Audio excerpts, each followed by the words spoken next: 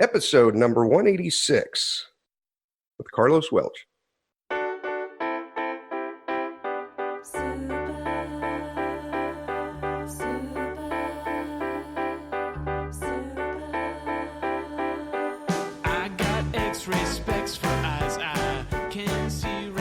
Welcome to the Heads Up Poker Podcast. This is Steve Barton, and thank you for tuning in.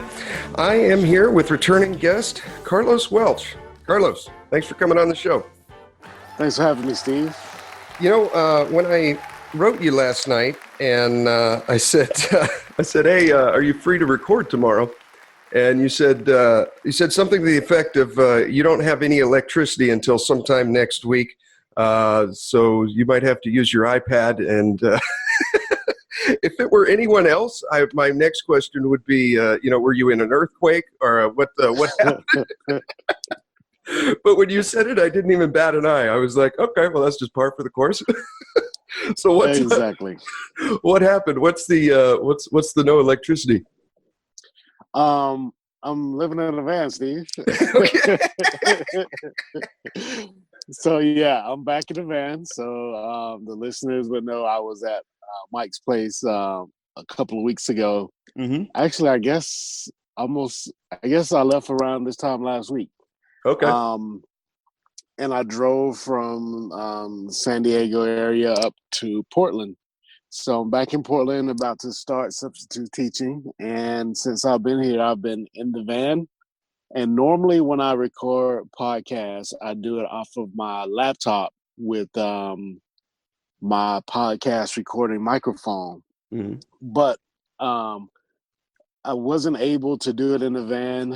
I wasn't able to use the laptop in the van to record this because I have 3 power banks that I go to like the library and charge those up. And then I can use those to power my electronics in the van. But I have those powered up and ready to go for my stream tonight. Okay. So I didn't want to use them for this and then not have electricity for the stream tonight. Yes. Yeah, so I figure if I'm going to use the laptop to do the podcast, I need to be somewhere where I can A, plug into electricity from a wall, and B, speak freely. Yeah. And so a library isn't the right place for that. And so that would be what we call inappropriate. Right. So I spend most of my time I spend a lot of my time in libraries, and this Monday I won't have the opportunity to spend time in libraries because it's Labor Day. So that's when I have to really just come out of my pocket and pay for a hotel room on national holidays. So Monday I'll be up in a hotel room and have access to electricity. And so until then, I'm just kind of like, flying by the seat of my pants with these power banks and free libraries. Now, I've gotten we've gotten quite a few new listeners lately, and I've gotten emails and tweets and when you've come on the last few times, and they're like, I really like Carlos. You got to have him on more. And why is he always in different locations? And what what's his deal? So I thought, can you just retell your story in maybe 2 minutes to kind of fill everyone else in, and for the rest of us that know it, it'll just never get old.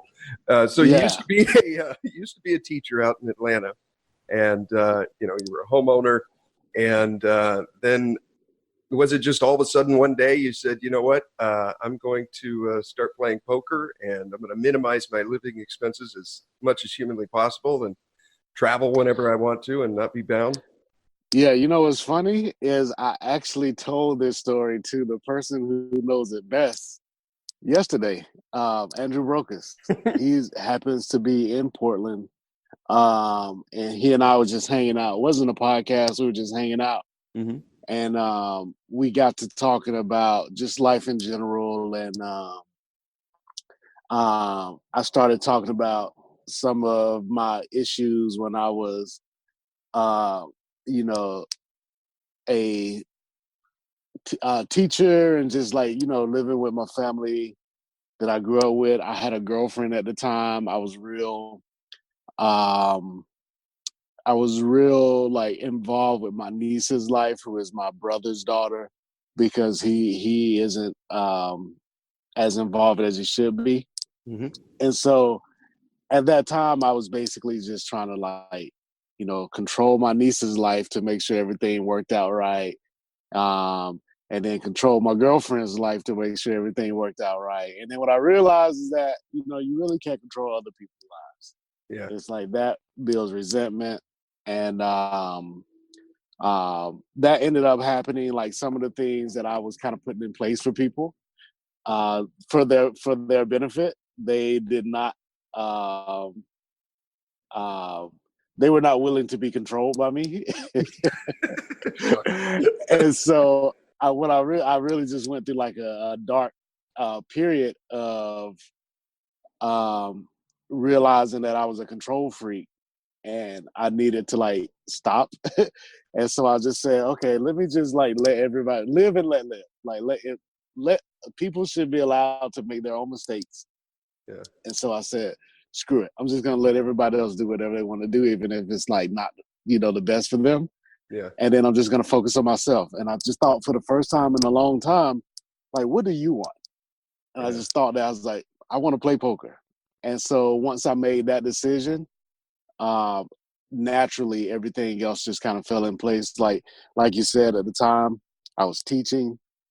I own a house, like 4 bedrooms, 2.5 baths, and and I had a girlfriend. So her and I broke up, Mm-hmm. and when she left, I left the house. I quit my job, like all that normal American shit. I basically had in place for her. Like I didn't really want any of that shit anyway. But so when that didn't work out, I was like, now I'm free to really do what I want. So I left the house and I moved into a extended stay hotel just to make it cheaper when I'm traveling around Yeah. to do a lot of the poker stuff. Part of it is that same year was Black Friday, 2011, Oh, and awesome start. I went to Jamaica over that summer because I was a teacher. I had summers off.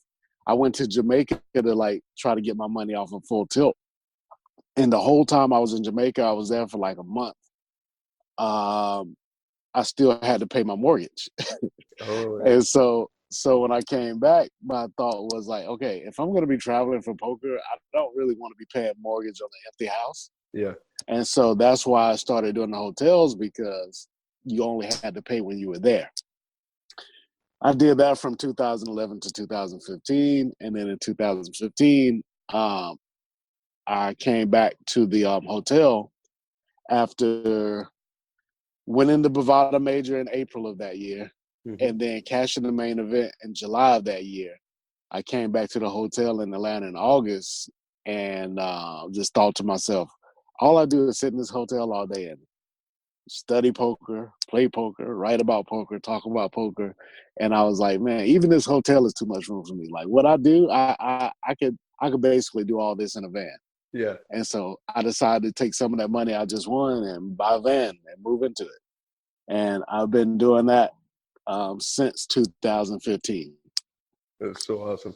So awesome. And you just Yeah, go wherever you want, whenever you want, wherever the wind blows you. I've been everywhere, man. I've been everywhere. Like when I first started in 2015, my first trip was just a trip around Florida. So Mm-hmm. I drove down the west coast of Florida, just stopping at casinos along the way, Mm-hmm. and drove the loop at the bottom, and then up the east coast of Florida. I hit like maybe seven different casinos over the course of about 2 or 3 weeks.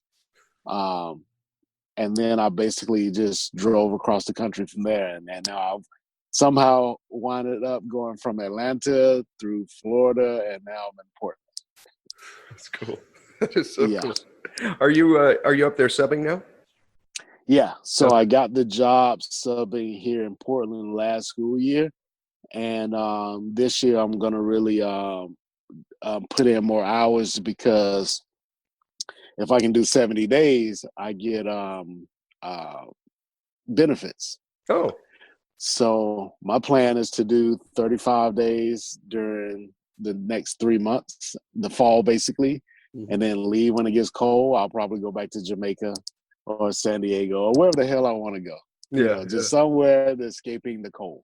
yeah. And then holidays with the family in Atlanta, and then when spring comes around in March, I'll come back and work 3 more months, and then it'll be time for WSOP again. Yeah, yeah. That's cool. That's cool. There's have you done any of Central America? No, just I've been to Mexico, but not too far down into it. And I was going to go visit uh, Alex Fitzgerald. Sassonato used to live in Costa Rica, Hmm. and I was going to go visit him one time, but that kind of fell through. But that's the closest I would have gotten to Central or South America. The Central America, you've been to Dominican Republic, and Central Yes. America is cost-wise probably about the same or cheaper, depending on the country. Costa Rica is going to be expensive, but El Salvador is really cheap. Panama is pretty cheap. Um, yeah, and then if you want to go down into South America, Colombia is pretty cheap as well. But I don't know, it's pretty close to Jamaica. Yeah, yeah. Anything that's cheap to be in and also cheap to get to, I would definitely consider. And I think a lot of those places are kind of fit that description. Like I mean, I just assume like anywhere in Europe, like anytime you have to fly across an ocean, Yeah, it's going to be more expensive. yeah, So yeah, yeah, any of those places could definitely be on the radar in the future. yeah. It. I mean, I remember being in El Salvador on the beach in this little bungalow, and it was $30 a night. And I'm sure if I negotiated with the owner, I was going to be there a month, 15 or $20 a night, and he'd been happy to have that. Like it's just Yeah, unbelievably cheap out there, and you're just that in like some tropical paradise. yeah, that's basically what happened in Jamaica. I Yeah. stayed in a villa for $350 for the month, and it had like uh a lady there, like I guess she was like the manager of the place, and like she would cook and clean.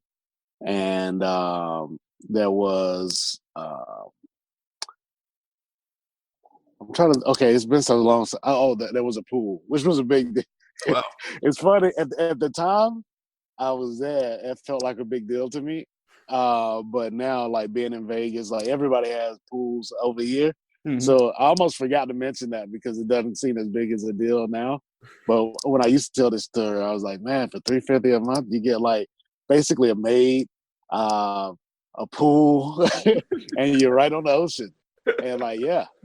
And so Jamaica was great, man. I'm actually looking forward to getting back to there. And another thing that was really important to me was a pretty good internet connection. And I Yeah. know some of the countries in that area have issues with that, but Yeah. Jamaica has a pretty solid infrastructure for Oh. internet.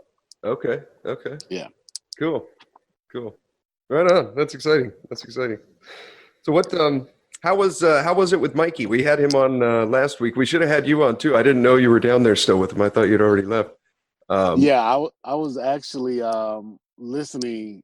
Um, so I was asleep, and then when I woke up, I kind of heard you and him recording the podcast from his. He was in his bedroom with the door closed, so uh-huh. I kind of heard some of the podcast, and in my mind, like I was leaving that day, Okay. and so in my mind, I was thinking like, man, I hope Steve really gets this out fast, so I have something to listen to on the road. but I got a chance to hear a little bit of it through the door live, so that was pretty fun. That's an interesting perspective. I've never heard a podcast that way. Listen to one end of it. And then, Dude, I used to do it. I used to do it every week when I lived with Assassinato. oh yeah, that's right. Yeah, that was pretty awesome. It was like uh, my compliment to Barry, who was who's the Assassinato's co-host, is that I really like Barry, if I listened to the podcast after, like I basically heard Alex's side live, in total every week. Yeah. But I would also go back and re-listen to it just to hear Barry's responses. So I listened to that thing twice, but every week just to get Barry's side. Cool. But yeah, it was great living with Mike, man. Like Mike, he and I started. I got him involved with the. I'm gonna say eating whole plants. I don't want to use the word vegan because that conjures up like ethics. Neither Mike and I are not ethical people whatsoever. Like, You mean it's you're like, not doing it because you don't want to see baby cows die? no, I'm not eating it. I'm not eating well. I'm not refraining from eating them because I care about them. It's because I care about me. Yes. Yeah. But oh, go ahead. but yeah, he kind of jumped into it with both feet. Is that the right expression? He jumped into it with both feet. Yeah, jumped in. Yeah. Yeah, and so I was pretty proud to see how serious he was taking it, and seemed to enjoy it. Like his sister gave him a chili recipe that he and I just absolutely loved. I think we ate it like 3-4 days straight. Nice. I after reading that 4-Hour Body, well, I say read, but I listened to it 3 or 4 Right. times. I've been eating like that, and I've been doing the workouts like he recommends, Mm-hmm. and especially since I, separated my shoulder because I thought I was 16 and could still bunny hop a curb. But Right.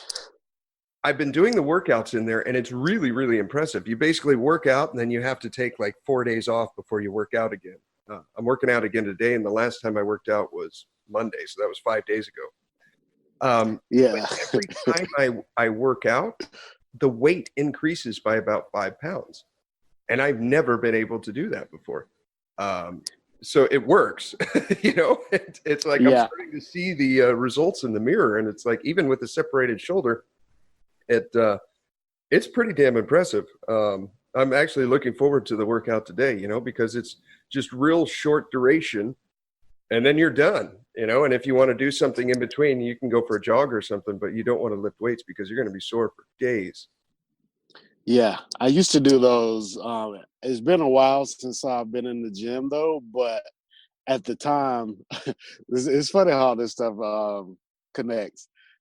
I really got into that 4-Hour Body right when my ex and I broke up. Mm-hmm. So when she moved out of the house, and at the time I was still in that big house, I just turned the whole bottom part of that house into a gym. Nice. Like, I had weights in the living room. I had like a kettlebell down there. Like, actually, like, so if you read the book, you're familiar with that. I think he called it like a T-bar or something, like a kettlebell that he made out of like pipes, and he just put his own weights on them. No, I don't remember that in the book, but maybe it was a YouTube video or something. I'll look it up. Yeah. And doing deadlifts was another one that I was really into. And you definitely get strength gains pretty quickly. And I was pretty heavy into the weights probably whatever year that book came out. I can't remember now. It must have been like 2011, I guess, 11 or 12. But yeah, I was pretty much diesel mode back then. I was benching like 300 pounds. Oh, wow. I remember I deadlift like 450, and then I fucked up my back. Okay. doing the deadlifts though, and then I stopped for like a month after that, and so I was like eating the way he recommends, and then doing the weights, and I was gaining muscle, but I was still, overweight. And then once I hurt my back and started getting into Ray Cronice and stuff, I stopped lifting and just started losing. And then that's when I lost a whole lot of weight that next year. Yeah. But yeah, that book, and also 4-Hour Work Week. his books were definitely life changing for me. It has been for me too. I was telling somebody at work the other day. I was telling my physical therapist. I said, I think this injury, not only is it the most interesting one that I've ever had, because now I have to entirely change the mechanics of my right shoulder. I'm becoming like left side dominant. I can better now with my left hand than my right. I can throw a baseball with my left hand. I haven't tried a football yet, but this injury has really been a blessing, because it's what spurred me to buy that book, and it's completely changed the way I work out. It's really cool, and it's neat to see the progression with a serious injury like this, because I got to believe this is the fastest way to heal it. And my physical therapist is like, whatever you're doing, keep on doing it. I showed him the workouts, and he's like, yeah, this is freaking amazing. So it's cool. Yeah. I'm actually surprised, because if I remember correctly, I think he recommended heavy lifting, and I'm surprised you can do that so much with the injury. Well, it's the technique that I'm doing it. So, for example, one of the exercises in there is wide grip push-ups. Well, I think I must have torn some of my one of my chest muscles, because I can't do a complete wide grip push-up on the floor all the way down and all the way up. So how do you do this exercise? I asked my physical therapist about it, and he's like, oh, do it against a wall. So you're standing up, and now you're doing this against the wall, and to make it more difficult, you kind of kick your feet out. And now I'm able to do it against like a countertop or a kitchen table, Yeah. And basically, I keep adjusting my hand around as I hit the injury. So if I start to go down, and I can do 3 push-ups, 5 count down, 5 count up, and then all of a sudden I get that sharp stabbing pain from the injury, I just move my hand a couple inches over until I don't feel it, and then I keep going. And I may get 2 more push-ups out of it, and then I get that sharp stabbing pain, which means you're basically tearing the muscle instead of building up the ones around it. Then I move my hand a little bit more, and I do a few more, and I do that for the 2 minutes until failure. Take my break, and then move on to the next exercise. So the one that's really impressed the shit out of me is the military press. I can take 2 dumbbells from the ground, raise them up over my head and back down. And I've done this routine. Today will be the 5th time, but the first time I had 2 5-pound weights. 4 days later, I had 2 10-pound weights, then 15s, and the last time was 20 pounds. I'm expecting to be able to do 25 pounds now. It's impressive. That's pretty sick. It just works, And then if I ever feel that sharp stabbing pain, like someone's hitting me with a hot poker, at that point, I believe that I'm probably doing more damage than I'm doing good. And that's where I either lower the weight or, stop. But it's a great, I would highly recommend this book. We got a new Amazon link. So I'll pimp that out on Twitter and Facebook if you guys want to support the podcast. Highly recommend this 4-Hour Body book. It's really a game changer. Really a game changer. 100% agree. Yes. Yes. Habanero tacos. Why did I write this? Oh, we got a random segue here, Carlos. I'll warn you this time. Okay. I went out to eat the other day. It was on my cheat day, which you guys will understand once you read the 4-Hour Body. And I got some habanero tacos with habanero hot sauce. So what? When you hear that, and you're at a bar and you're looking at the menu and you see habanero tacos with habanero hot sauce, what's the first thing that pops into your mind? Hot. Yes, right? Okay. Yeah. So this better be some spicy shit, right? They have habanero in the title twice, right? Yeah. I get the tacos and they get the salsa, and if you guys don't know what a habanero is, it's probably the hottest pepper that you can find at most grocery stores. Most grocery stores are not going to carry the Carolina Reaper or the ghost pepper, because only a fraction of the percent of the population would actually eat those things. But these habaneros they're pretty damn hot. If you were to eat the entire thing, you'd be miserable for about 20 minutes and until it got out of your digestive system, So you just cut up a little bit of these and put it in an omelet, and it'll make it pretty damn spicy. So I get my habanero tacos, and these things are characteristically like bright orange. So whenever you get the habanero salsa, it just looks like this mean orange salsa. And I look at it, and it's quite red, and it looks just like tomatoes and onions. And I'm like, that can't be right. So I put some on the taco. I take a bite, and I basically just bit into tomato. I look in the tacos. There's no orange dusting of habanero. So I asked the guy, I said, hey, can I get some more of this salsa, and have him kick it up a little bit, put some more in it. So he comes back, and I got the same dish of tomatoes and onions. And I asked him, I said, what happened to the habaneros? Like, they should be orange. And he's all, hang on, let me go back. So he comes back a couple minutes later, and he said, oh, the cooks ran out of habaneros 3 days ago. Then why the fuck are you selling habanero salsa, bro? This is the only reason I bought them. Yeah. You can't run out of an ingredient that's in the title twice. Right? It's the most important thing. Yeah. Wow. That was the first and last time I went to that place. False advertising. Yeah. These guys. Well, and then he says it like it's not like nonchalant.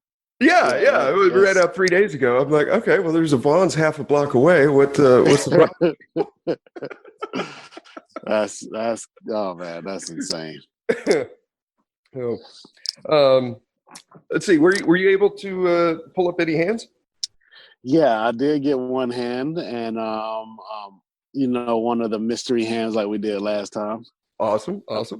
Okay, let me throw out a quick shout out to our sponsor, Elliot Roe. You guys need to be getting in the right mindset before you play poker. Listen to an MP3, a meditation tape before you play for the exact type of game that you're about to play. Hold'em, Omaha, 7-stud, whatever it is, live, online, cash, tournaments. Elliot Roe. You can get his free 7-minute tilt buster by clicking on the link in the show notes, or go to headsuppoker.poker, click on the support us tab, and you'll see the 7-minute tilt buster right there. You put it right on your phone, listen to it on your phone, computer, your tablet, whatever you got. Listen to it before you play. He's got MP3s for everything. I just listened to one right before the show, and it was the study booster. When you do buy them, use the code HUPOKER. You'll score yourself a discount. You will kick some back to the podcast, and we keep this train running. All righty, Carlos. What you got? Okay, see, before we get into this hand, I just got to say one thing. Okay. We talked about the eating plants earlier, and I kind of just like brushed over the whole like animal cruelty shit kind of nonchalantly.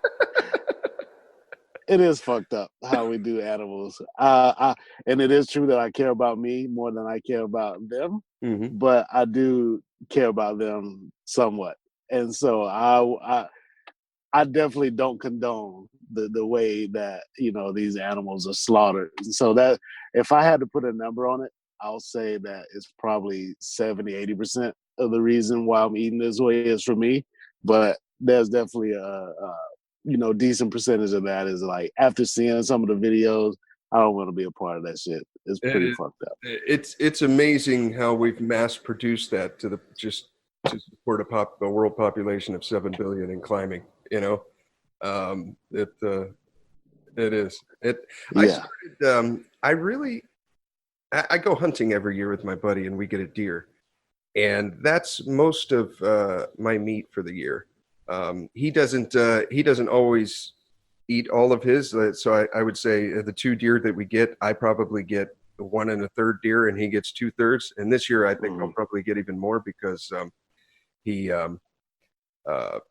just really not eating it that much. Sometimes he's giving it to his dogs and stuff. And especially after with the 4-hour body, realizing the difference between grass, organic fed animals as opposed to the assembly line. I feel so much better too. I don't need as much sleep. It's impressive. It's impressive. Yeah. The one thing that makes me smile is like you've heard of I think it's called Montezuma's Revenge. Okay. Have you heard of this? Well, I might be thinking of something very different. No, it's probably what you're thinking of. It's okay. Like the water in Mexico. Oh, yes. Okay. That's exactly what I was thinking. Yeah. Okay. Yeah. So I kind of feel, I get a little bit of a smile knowing that the people who are like really like pro meat and like they really have no compassion at all for these animals. I feel good knowing that the animals get their revenge in the long run because, You eat that way for long enough. You kill them, and they'll kill you later. Yeah, yeah. Yeah. There- So that makes, that's like a delayed victory for these little piglets that just get slammed up against the wall and shit on some of these videos that I've seen. So yeah, yeah. yeah. There is something to. I heard it on the Joe Rogan podcast. He goes hunting every year. He gets a moose and a pig, and that's basically the meat for him and his family. And he said that there's some kind of connection you get when you're the one that finishes it. And he's right. I've gotten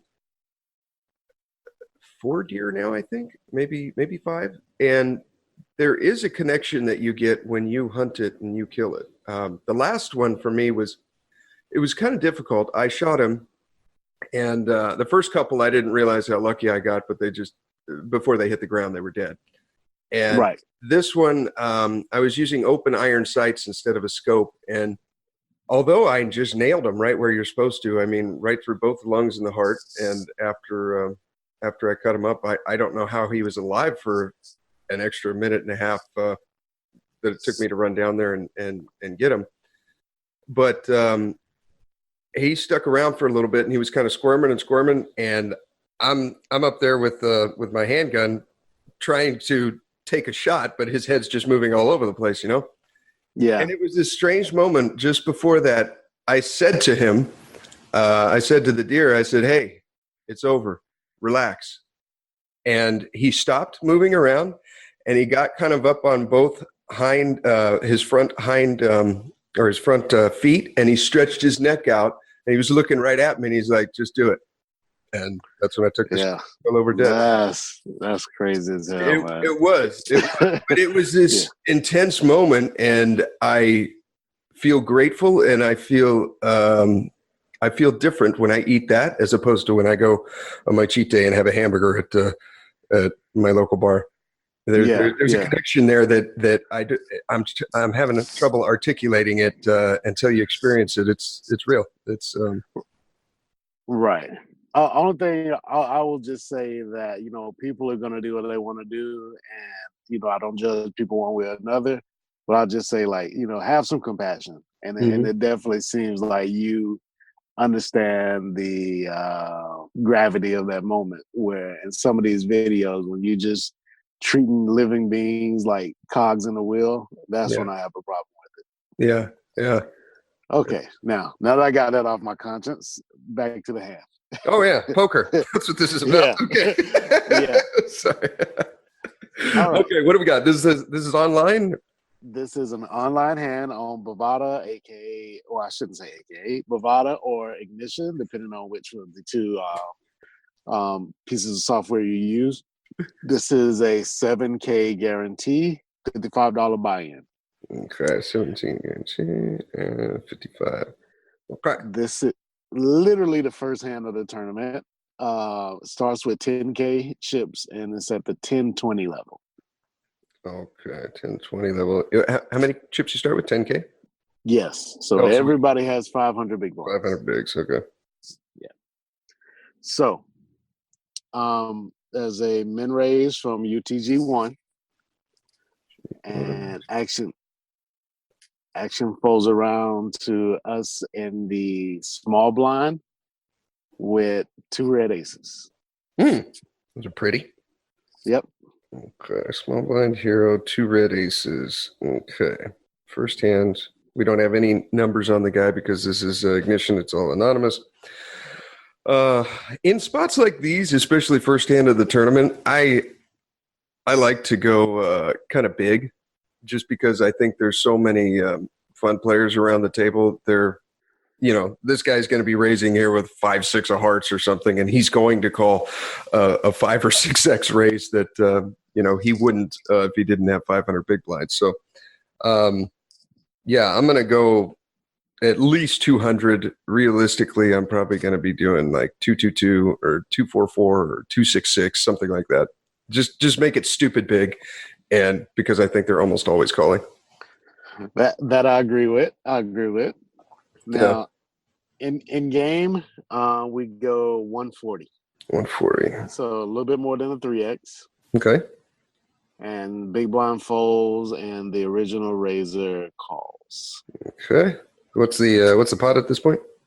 The pot is 300. 300. Okay, 300 flop. We've got 2 red aces. Okay. And what's a flop? The flop is ace of spades, 9 of diamonds, 3 of spades. So we'll just flop the nuts. Yep. Good times. First hand of the tournament to get not bad. the aces pre-flop and the aces on the nuts pre-flop and the nuts on the flop. Okay. Well, we blocked the shit out of aces. So betting here. Let's see. We're going to get value from a 9. We're going to get value from a spade draw. We're going to get value from the one remaining ace. And I'm sure, is he just min raise calling there with like 10s through kings? I think we can probably take the kings and queens out of his range. Probably not jacks or 10s. Yeah, I'm throwing out a value bet. I think we'll get value from spade draws. I think we'll get value from a 9. Man, I was going to say maybe just a small little one then. Maybe something like a 3rd-ish or like 2/5 pot. Maybe make it like one. Maybe do your same bet. Maybe do like 140 again. And what I'm running through right now is I don't want to give him the right price with a flush draw. Right. I don't know how much of that is in his range. Yeah.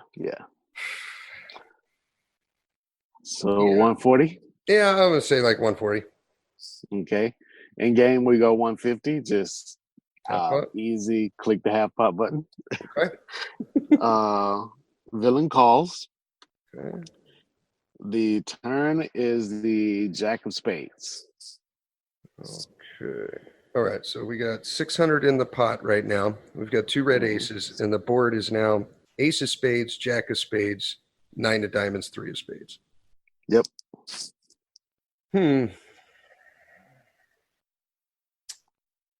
I'm probably going to check.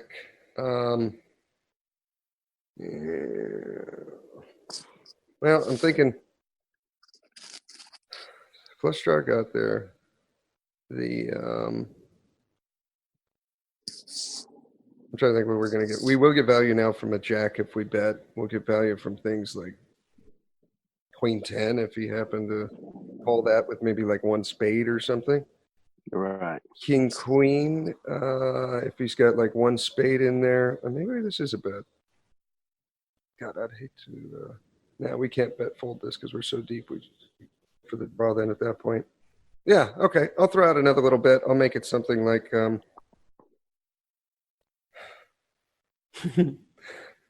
now, if on the last one, I like the 140 bet just because it was the amount that you raised him on the flop, and so like doing that again almost just looks like you're a fun player clicking buttons, Yeah. Half pot bet I think kind of does too. So I might just click the half pot here again, just to make it just rep the fun player that's just clicking buttons. Gotcha. Now, in game, we went with your first option, which was check. Okay. And villain bets 900. Okay. That's interesting. Now, what I briefly said check, and then as I'm running through this, I'm thinking of hands that we can get value from. What was your thinking there on the check? I'm probably. I think I like a check on the turn, mainly because, like you said, I feel like we're too deep to bet fold. And if this guy has a spade and we bet turn and he raises, it's going to get pretty ugly. Like we almost have to call with our outs and the chance that we could already be ahead still. And we're deep enough where I think we don't mind continuing versus a spade, but not if the pot gets too big.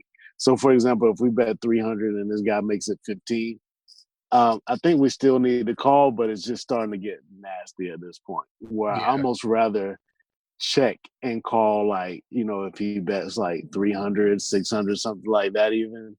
Um, I'm gonna check and call no matter what, but I'd rather do it cheaply. And Yeah. so that's why I like checking on the turn. And also I think we're going to there's fewer and fewer hands we can get value from. Like you said, Queen 10 is there, but you said like Queen 10 with the Queen of Spades, with a spade, so that we're talking about an offsuit hand, and now we got to start putting all this together just for some consistency. Is this guy really raising from UTG1 and calling a 3-bet from the small blind when he has Queen 10 off? Yeah. So maybe that hand it makes sense on the turn, but maybe it's not even in his range given how pre-flop went. Yeah. And Yeah. so some of the hands we want to target, we may be like kind of making up at this point if we're not being consistent. So Like I the think king there's, queen offsuit and with the king of spades. yeah, Yeah. yeah, Okay. that one makes a little bit more sense. I think I do. I wouldn't be super shocked to hear that somebody raised call king queen off, but once you start getting to like Queen 10 off, it starts to get a little bit and uh pre-flop, and then also even on the flop. Like people float flops a lot. So I wouldn't be as shocked to hear that hand on the flop, but pre-flop it seems a little bit iffy. What about So king jack and queen jack and jack 10? Do you think those would make sense given the action? see, those are the type of hands that if they don't contain a spade, I think they fold on the flop.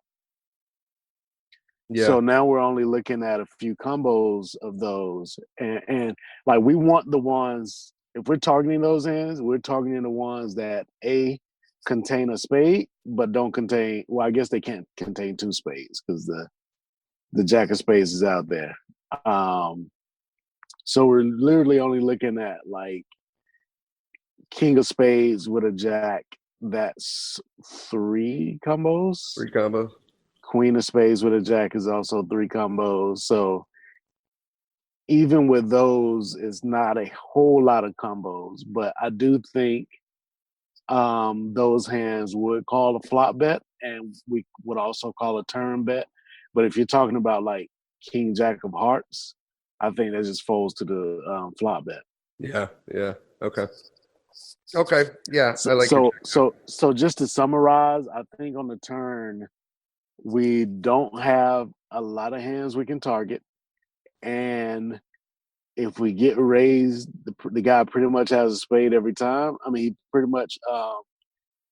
I'm thinking the majority of the time he has a flush, but we still can't fold because we got like 10 outs. Yeah, we got 10 ounces. Yeah. Yeah.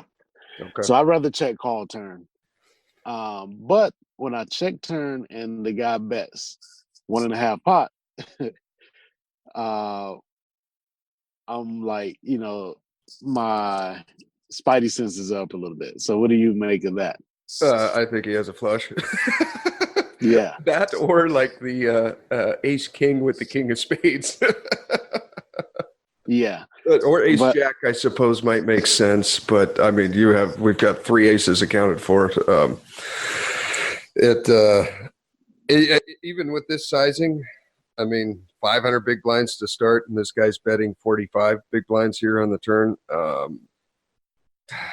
Is it? I mean, basically what we need, I think, is if we call this, we still got to be able to stack them when the board pairs. I mean, we definitely need some implied odds. I don't know if we have to stack them per se. Like we probably need to get to like at least half his stack. Well, let's see. What is And it? Okay, so we got 10 outs. There's 46 cards remaining. Oh, yeah, you're right. We don't need to stack them. Okay. Yeah. We need to get over a third of his stack. Right. Okay. And so I'm thinking it's a pretty easy check call on the turn. Yeah. So we check call versus his overbet. And the river is a deuce of clubs, unfortunately. That sucks. I mean, usually there's so many times we call for the opposite deuce on the river, but this time it doesn't. It's not good for us. Yeah. So we check. I agree. I'm assuming, Yeah. and now there's like 24 in the middle, and the guy bets 35. Yeah, I couldn't call this.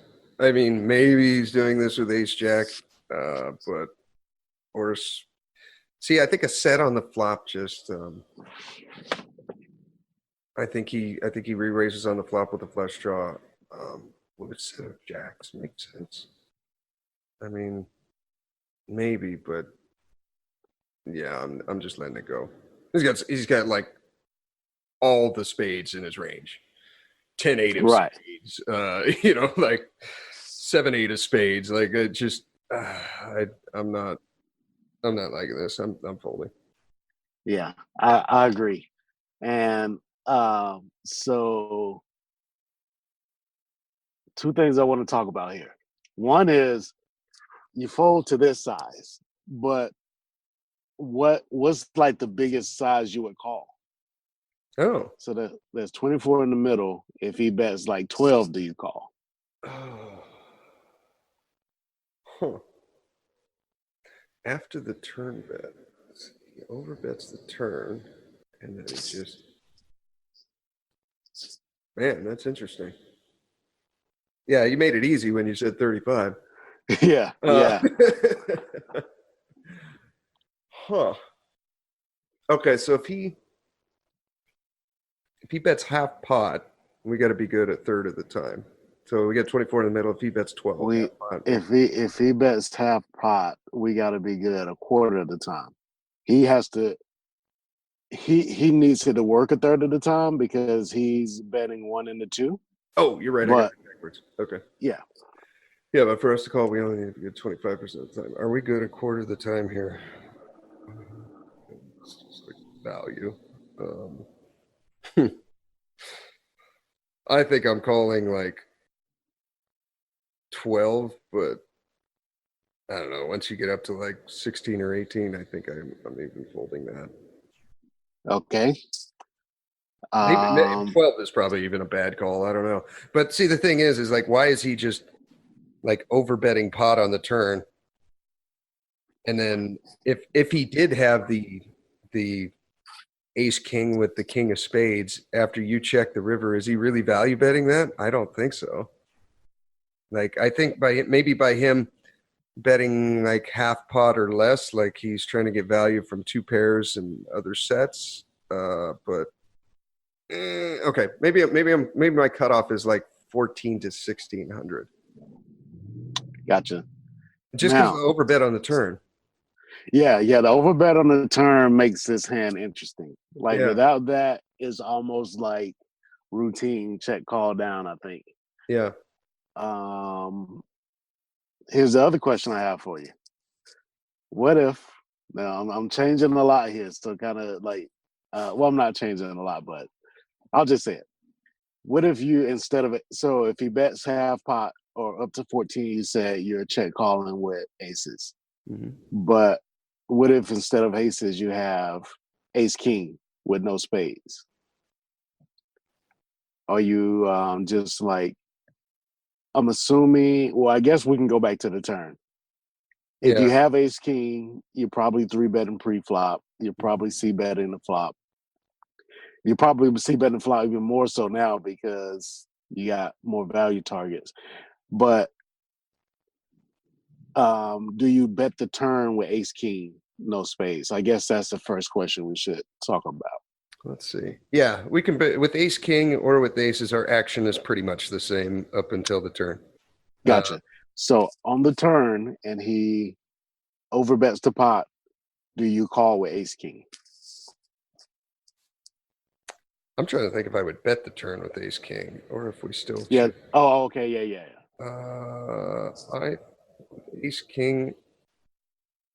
This is interesting. I think I might bet fold with ace king on the turn. If we check and action goes like it did, and he bets 1.5 pot, I'm just folding there. Yeah, I think there's some merit to bet folding the turn with ace king because we only have one ace in our hand. There's more value targets now, Yeah. and so we can still get value from twice the number of combos of ace queen and ace 10. Hmm. And when the guy raises, he's pretty much always has a flush or maybe, like you say, ace jack or a set or something like that. So maybe ace king isn't even in our range on the river with the line we take. But, maybe sometimes, maybe if you have ace king of spades, for example. I'm sorry, ace king with a spade with the king of spades. Hmm. Maybe that's one you don't want to bet fold. And Yeah, I could see so myself checking there. so maybe that's one you would check call with. Oh, So okay. Let's see. does Okay. that make sense? Yeah, that makes perfect sense. Yeah. So Yeah, just we're essentially drawing to nine outs instead of 10 with the ace king of spades. right. Yeah, I could see Exactly. myself check calling that. Yeah. And so what that means is when you get to this river with either aces or with ace king with the king of spades, you're facing this bet, this over bet. And here we decided previously that we're folding aces. And so if you're folding aces and then you get to the same spot with ace king, are you folding that too? Awesome. Yeah. Trick question. Why? I think I think the ace king is actually a better call on the river than the aces. Huh. Okay. Let me run through this. Are you saying because you think he might be value betting like ace queen or ace 10, or I'm not following your reasoning? Because we have the king of spades, Oh, which is a pretty big blocker to the hands we're afraid of, yeah. especially when the ace and the jack are accounted for because they're on the board and we have the king of spades in our hand. That severely limits the number of flushes he should have in this spot. Whereas when we have, two red aces, we don't block king, queen of spades, king, jack, king, 10 of spades, and maybe even like, worst king of spades.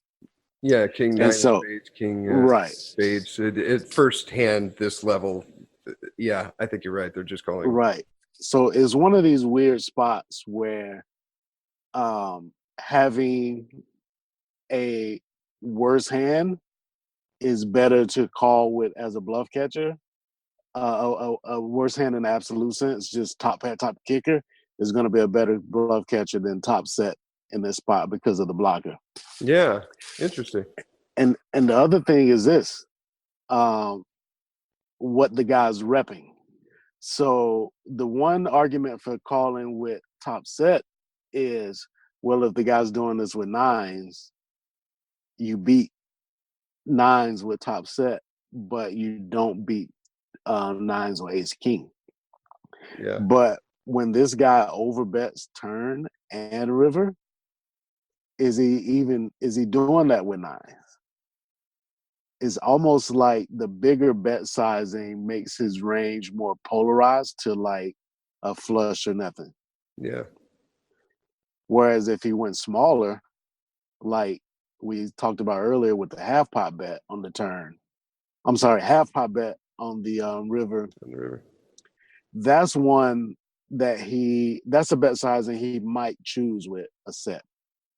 Yeah, And so in that case, maybe calling with aces is better and folding ace king, because now he's repping a more linear range where it's not just air or flush. He's also got some sets in there and maybe like ace jack for two pair, because for a smaller bet size, he can expect to get value um, from worse.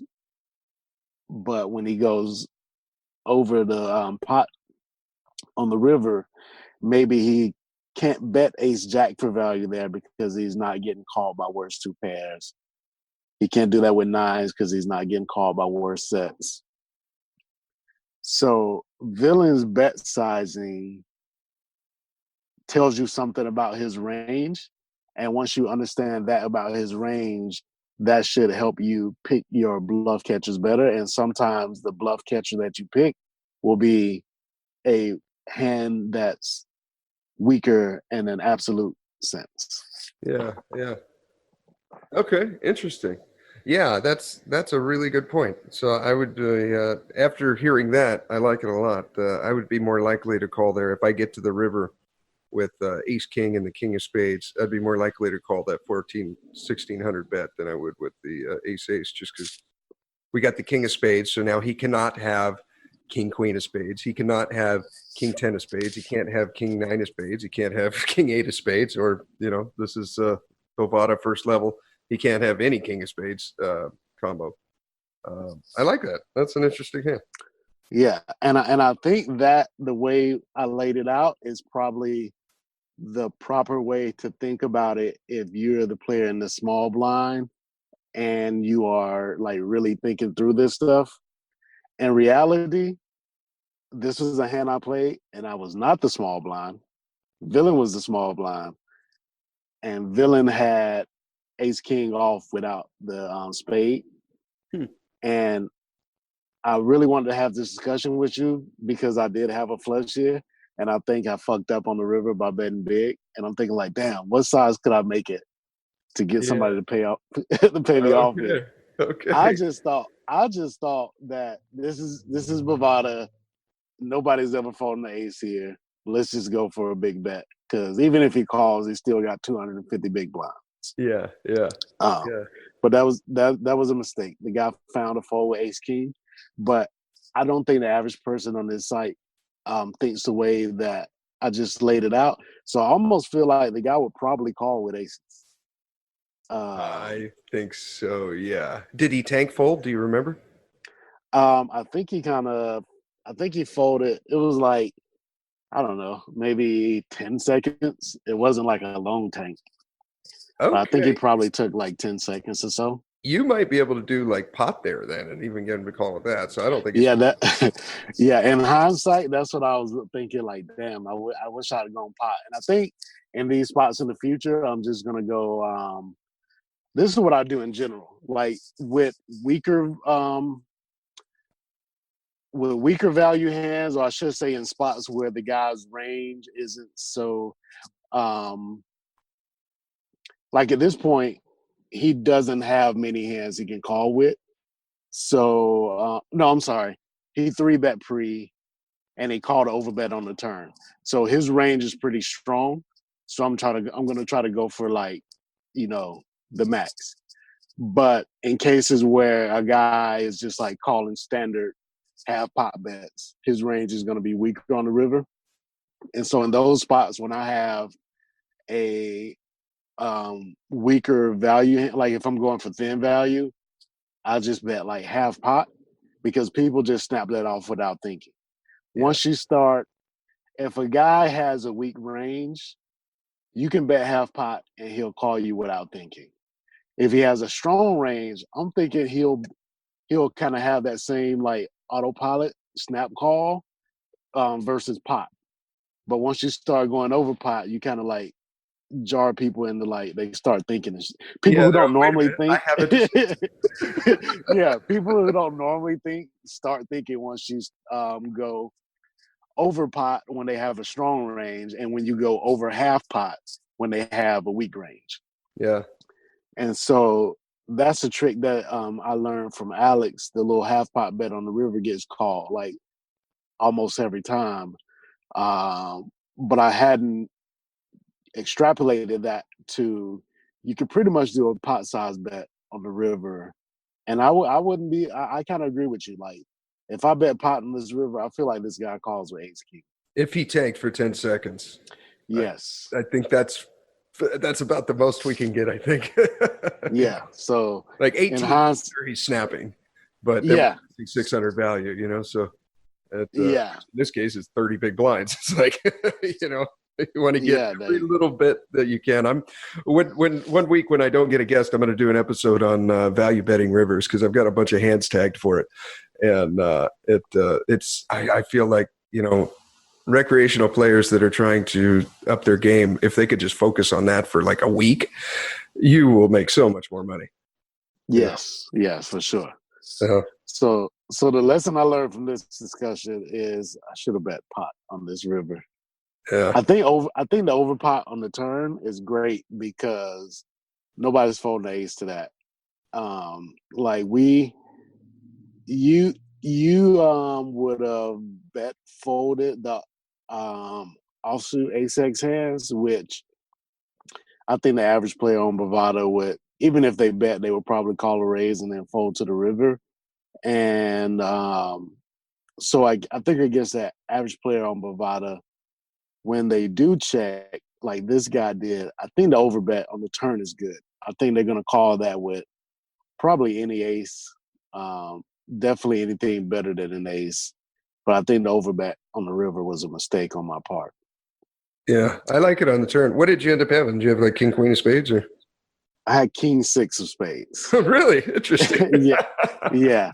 And this is I don't know if you and I have talked about it so much, but I've been getting coaching from Ryan LaPlante, and he just advocates going completely ham from an early position when you're deep, and like he just opens like super wide, because if you think about it, what would make, like, if you could create the average player that you want to play a lot of hands against, the way you would describe this person is somebody who doesn't 3-bet bluff enough pre-flop, somebody who calls too much, they pay off value bets too much post-flop, and they don't bluff enough post-flop. They don't like check raise bluff enough. And that description matches probably about 80% of small stakes players. The field, yeah. Yeah, and so for that reason, he likes to just go completely ham with aggression until they do something about it. And 80% of them will never do anything about it. Like even this guy actually made, I think I fucked up here with the big bet on the river. I think if I bet pot size on this river, this guy calls here with ace king, and ace king is literally never good versus a pot size, versus an overbet on the turn and a pot size bet on the river. But I think 80% of the people who play on this site would call that with ace king without even thinking about it. And they probably even call his overbet with aces. And aces is never good versus overbet. I'm never doing this with a set, you know? Yeah. And so because those people make those mistakes, you can pretty much go crazy with your pre-flop ranges. And so, yeah, I couldn't open king six off here. I'm sorry, king six suited here is definitely not a GTO approved open. Mm-hmm. But the way they have to stop me from doing it is by 3-betting me light. And Which 80% of the people, 80% of the people on this either 3-betting me light or not paying me off when I get their post, and they're just not doing those things, so I can kind of go crazy. Yeah. Huh. Interesting.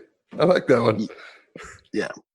So, I love looking at these hands like the way we just did it, where you take a hand and you play it one way, and like usually when you study, you kind of like half autopiloting and you kind of go through it just the way it is. But when you start changing variables, I think it's kind of like the Tim Ferriss exercises. It's like you gain poker strength a lot faster with a lot less effort when you take one hand and look at it from 10 different angles and changing variables and whatnot. Yeah. Interesting. Do you have another one? No, that I do have another one, but it's not as interesting. Let's see. I've got one here. I kind of want to do your reverse thing. Like I'll put you in, or maybe I'll put myself in the villain's shoes and tell you what he has, and then you're playing against me. Yeah, I think that would be more interesting. The one that I have is less interesting. So yeah, let's go for it. Okay. All right. Okay, let me back it up here to where we are. Okay. All right. We are on an ignition tournament. It is, let's see, 17,777 guaranteed. One of these fucking bullshit tournaments. Fuck this shit. 7 minutes it goes up. I love these ones. I don't know why you hate them. It's so soft. I'm so sick of this gimmicky shit. Like, just give me a regular fucking tournament, man. Like, don't start me with 9,000 big blinds, and I'm sick of it. Okay. Okay, so we got. Let's see how we're going to do this. Okay, under the gun 1 limps. Blind level is 400, 800. Okay. Blind level is 400, 800. UTG limps. He has 62 big blinds. Okay. Then it folds around to, I guess we'll call it me. And we have Queen of Hearts, 9 of Hearts. Queen of Heart, 9 of Heart. And what position? Let's see. UTG 1, 2, 3. He's in the hijack. Okay. Okay. Queen, 9 of Hearts. And we call. Okay. 800. It folds around to the cutoff. He calls. Okay. 800. And he has 110 big blinds. And then on the button, our main villain in the hand, okay, truly, we call 800. Yeah. The small blind calls 800. And the big blind checks. So we've got 1, 2, 3, 4, 5, 6 players. So, I mean, if this was live, we would kind of look around the table and we would say, Button kind of looks like he might be a fireman with a fucked up shoulder. Why is he reaching his left hand? Does it look? Yes, he would have the patented Blue Shark optics on with the Heads Up Poker podcast hat, and one hand resting on his mouth, trying to cover his face. Yes. Yeah. Okay, so I got button action. Small blind called or folded? Small blind called, and the big blind checked. Family pot. Almost. Family pot. Yes. 1, 2, 3, 4, 5, 6, 7. 6 players. 6 players. Gotcha. Okay. All right. We got 55-20 in the pot. We've all got about 100 big blinds, except for the under the gun limper who has 62. Okay. All right, so we're super deep. Okay, so we go to the flop, and the flop is Queen of Spades, 5 of Hearts, Deuce of Clubs. Queen of Clubs. 5 of Hearts, Deuce of Clubs, and we're in the hijack with Queen 9 of Hearts. Okay. Okay. The small blind checks, big blind checks, and UTG checks, and now it's on us. What into 55-20? What are you thinking here? 2 players to act behind you. 3 have checked in front of you. We got top pair with the medium kicker, backdoor flush draw. Probably going to bet like something like 18 or 19. Okay. I'm gonna say probably gonna bet. You know what? I'm lazy. Well, okay, so I'm probably gonna bet 2,000. 2,000. Nah, you know what? No, I'll take it back. I'm gonna bet 19.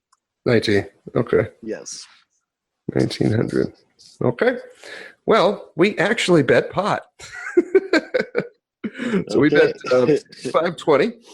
Okay. Yep. Now, before we badmouth the guy we don't even know, what's your reasoning for the 1,900 here? Your bet folding. I definitely want to bet for value. I'm definitely bet folding, and I want to make it a size where I can get caught by worse. Like, this is a limp pot, so there's definitely a lot of worse queens out there. There's some like ace 3, ace 4, There's maybe even something like Jack 10 of spades. So like there's a lot of shit that will call with worse. And the other thing, if I bet big, those hands won't call. Yeah. And so that's why I want to use the smaller sizing. And then this kind of goes back to what I was saying before. Most of the people on this site will call with hands they should be raising or folding. So maybe a hand like, say, Jack 10 or even like King Jack of spades, if it's out there, that hand may work better as a check raise than a call. And maybe a hand like, I don't know, threes or like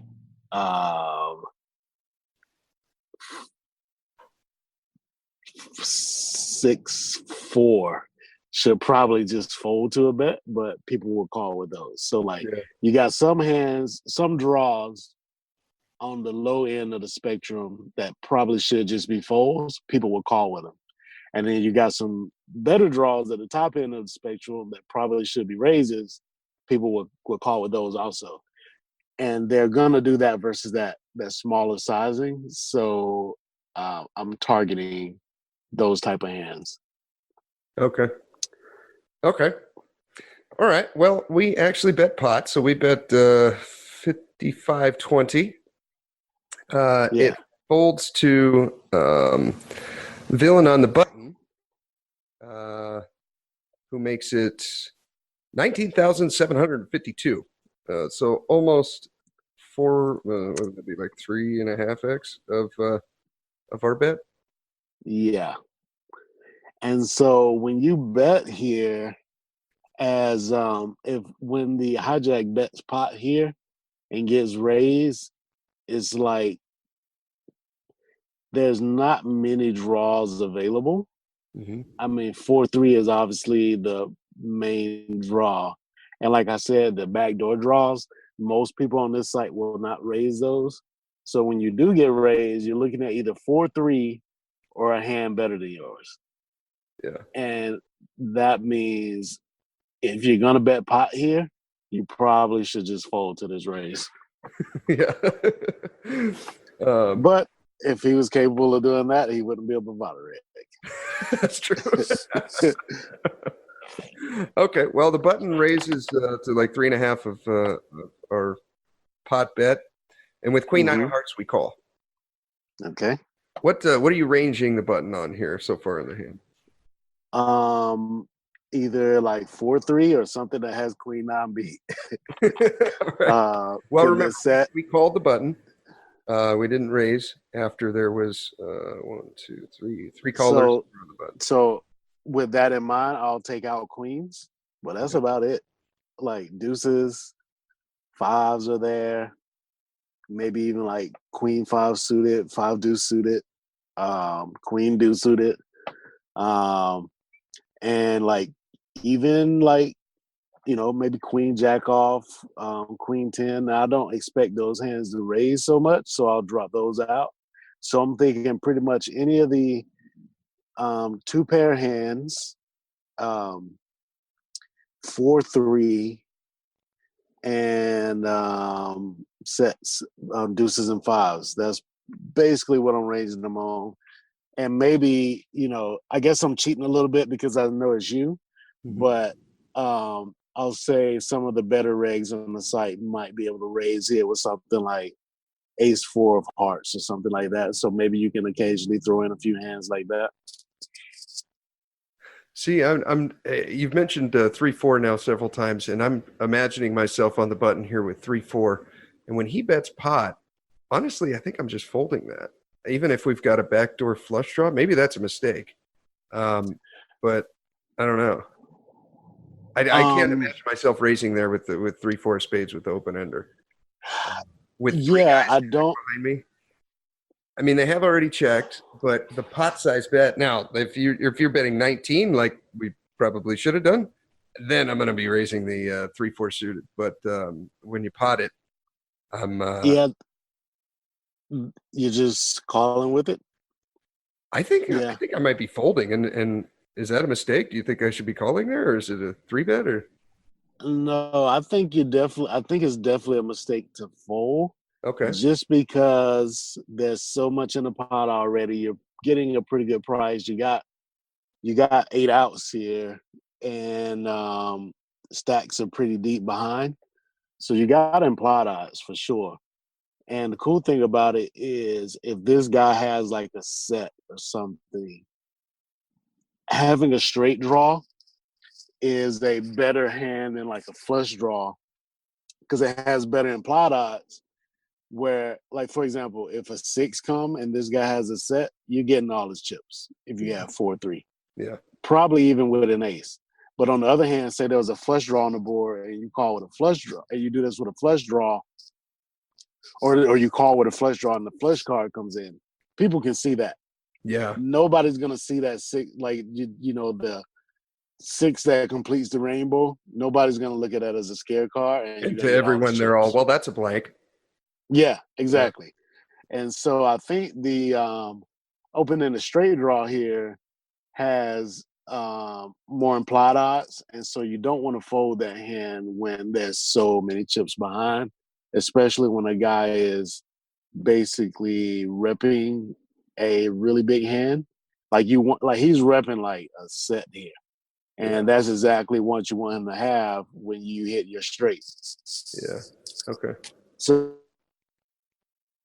that maybe that hand, that's one you want to just call with, because you don't want to. If you raise and the guy shoves, you got to fold. Yeah. So that's a hand that I think it has enough equity to just call. But some of the worst draws, like I mentioned, ace four of hearts, maybe occasionally you want to raise a hand like that because you don't mind folding it to a 4-bet. But if you don't believe this guy, like I'm struggling, like, for this guy's benefit, I'm struggling to put at least 1 or 2 combos of draws in this range. Otherwise, the reality here is this range is probably going to be 2 pair better literally every time, and this guy's just cooked. Yeah.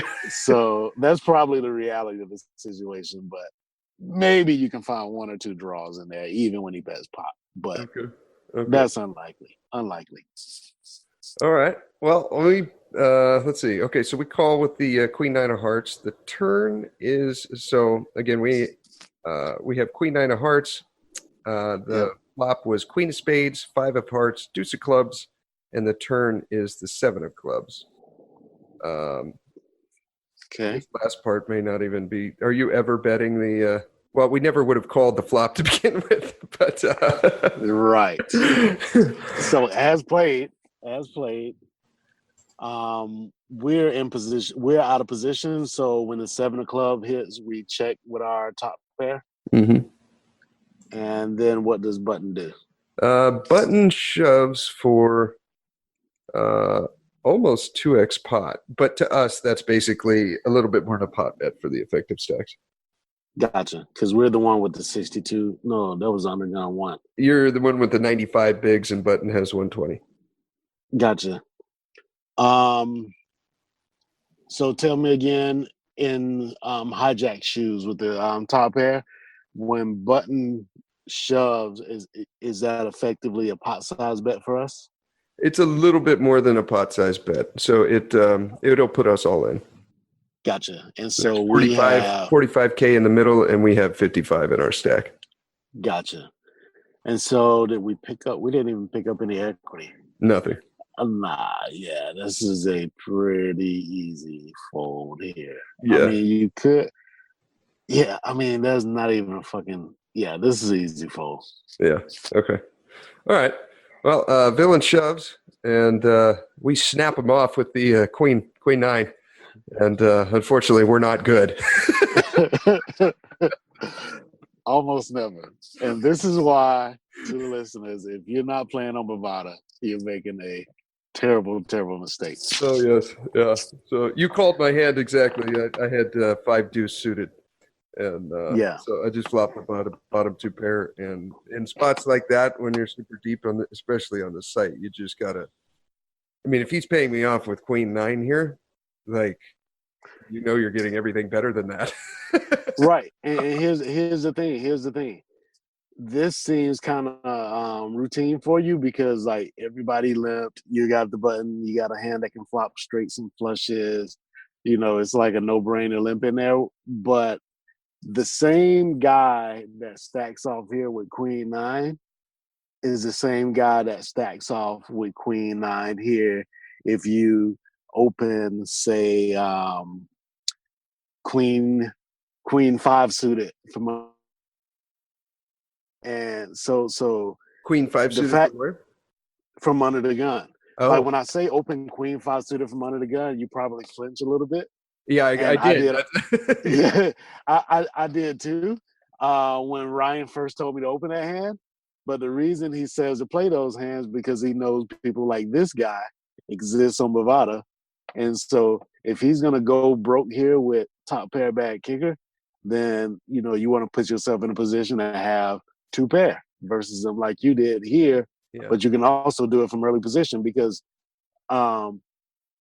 if he knows I'm opening that wide, then queen nine suited is a pretty decent three betting hand versus my under the gun open. But he won't do that. He'll call with it. Yeah. And he'll call with it and then pay off versus my two pair way too much post flop, which makes up for the fact that the original open is not a plus CV open and versus good players. Yeah. Interesting. I like that a lot. That now what percentage would you say you're opening? Let's just go through each spot real quick in early position. UTG, what percentage of hands are you opening there, do you think? Probably okay, I'm having to tailor this back now because I kind of got playing this way is going to put you in weird and tough to deal with spots post flop. Mm-hmm. And if you're not a bracelet winner by the name of Ryan LaPlante, instead you're some Joe Schmo by the name of Carlos Welch, you're probably going to make some mistakes post flop and lose some money. And so that's what happened to me when I tried to play this way. But when I originally started, or I say before I started working with Ryan, my under the gun opening range was probably somewhere around 15%. That's what mine is, yeah. And when he saw my hand histories and how just god awful the people were on Bovada, he was saying open like 40%. Oh my God. Gun.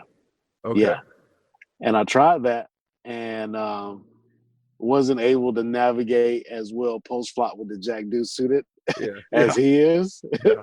And so this last session I did with him, he and I agreed that maybe I should like tighten up a bit and then open 30% under the gun. So I'm tightening it up. I'm gonna tighten up my under the gun opening range down to 30%. Wow. So okay. So that's what I would say now. Jeez, I can't even imagine playing that. Okay, so then what about UTG1, UTG2? Like, what would you say your percentages are there? I mean, you can like throw in an extra hand here there if you want to, but I probably more or less keep it the same. And so, like, my button opening range is, well, when folded to me, it's about 50%. But yeah, in later positions there, I'm playing. This is such a mindfuck for me. Okay, so I'm really glad you brought this up. Now, are you basically just kind of doing 30% from every spot, or are you playing your normal range still from middle position, like cutoff and button and like that, or? No, it just widens as you get closer and closer to the button. Wow, but you're starting with 30% and going up from there. Yes. Wow. And this is all based on people playing in the way that I mentioned. Yeah. But if you get good players at the table who are capable of three betting light to stop you from doing that, then you kind of start to slowly revert back to your normal ranges. But if they let you run over them, then run over them. Yeah. So the key to this is you want to be playing Bovada-like players or Binion's players or guys that just don't three bet. Yes. Yeah. Yes. Or they don't three bet with hands that they should be doing to an active opener like this, which should be King 9 suited and 9-7 of hearts and stuff like that. If they're instead only calling with those or just folding them, then yeah, I can see now how this would be an effective strategy, because most of the time you're just folding and giving up that value from early position. Yes. Huh. Okay. All right, dude. I'm gonna try it. Yeah, I will highly recommend getting coaching from Ryan, because it definitely puts you in some tough spots, and he can kind of help you navigate those. But it's definitely a different way to play, and I like to exercise multiple styles, just so that I can play whichever style I think is going to work best in whichever environment I find myself in. Yeah. Like this is not my normal style at all, as you know, but I'm just kind of like stretching my muscles and experimenting with it right now. Yeah. Yeah. That's interesting, man. Well, speaking of different styles and studying, coaching, I'm going to throw in Tournament Poker Edge. If you guys want to get tournaments and get better at tournaments, let's play like Carlos and I. Join TPE. This is the group that brought Carlos and I together, and it was just a match made in heaven. They have training videos, Big Dog Pocket 5s right now. I love the one he's got up right now, Sunday Million Live Sweat. He brings in a whole bunch of, this guy's just playing $200-$300 tournaments and just bringing them in like candy. It is very entertaining, highly educational. I would really, really recommend Tournament Poker Edge. When you join, use the code HUP month, HUP quarter, HUP year. That will get you a discount, kick back a little to the podcast, and come join the club, join the community. The other thing I'll throw in, Steve, is for the listeners who like the way we did the hand history, where we didn't really say the hand and we kind of talked about ranges. Matthew Hunt has a really good series on Tournament Poker Edge from like a month or two ago, where he does that, and it is awesome. He's gotten a lot better over the last year, and he's taken a hand history that he played a year ago and hiding his whole cards and saying what hands he would have in his range based on the actions that he made at that time. Yep. And it's super, super eye-opening. I love that one. It was the $22 MTT hidden hole card hand history. Yes, a great one. It was so good. So if you like this new thing that Steve and I have been doing with the hand history, make sure you sign up for Tournament Poker Edge and check out that series from Matt Hunt. And if you like this, you will love that. Yes. And if you guys want coaching from Carlos, you can go to headsuppoker.poker, click on the Circle of Trust tab, and he'll be right there. You can sign up for coaching with Carlos. Follow him on Twitter, Facebook, all the outlets, or you can click on the link in the show notes. It'll be Mediocre Poker Coaching. And yeah, it was awesome. Thank you, Carlos. This was fun. Thank you. Always a pleasure, Steve. Right on. All righty, brother. You have a good rest of the day. And thank you for tuning in. Here is your weekly motivational speech. Some of the most important discoveries, inventions, and innovations within a field come from people who are trained in a much different field and who have an outsider's approach. Louis Pasteur was a classic example of this. He was trained as a chemist and mineralogist, so he brought a much different way of thinking to the subject of medicine and germs, a method that was infinitely more creative. Albert Einstein was a complete outsider. His two most important discoveries came when he was working at the Swiss Patent Office. Google itself exemplifies this idea.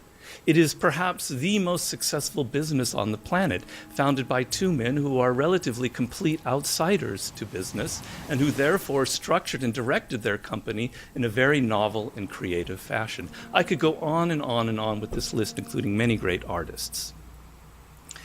There are two important reasons why outsiders generally have a creative advantage. First, they are less steeped in and burdened by the conventions of the field that they are attacking. They ask a different set of questions. They approach problems from unconventional angles.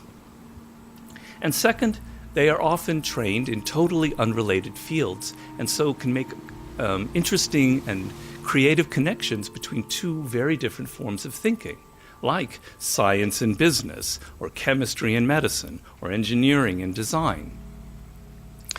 Now, we can't all consciously follow such a path, but even within the careers that we're pursuing, we can train ourselves to think like outsiders and help loosen up the mind in the process.